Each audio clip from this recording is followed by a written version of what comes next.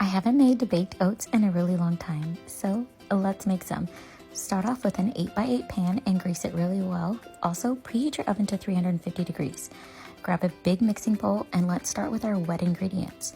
I'm using oat milk here, 1.5 cups, but you can use almond or whatever you have works too.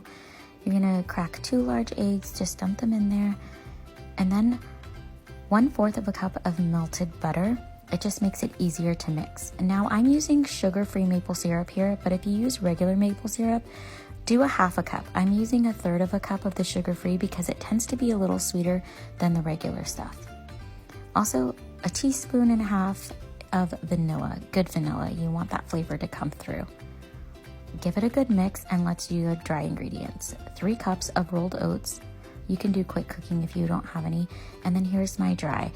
1.5 teaspoons of baking powder, 1 teaspoon of cinnamon, and a pinch of salt. Give it a good mix. And then when you're ready, dump it all into your pan and smooth it out evenly.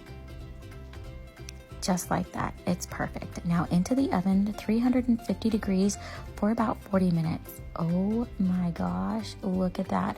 You guys, this is a really basic recipe, so you can really have a different kind of baked oat every single day.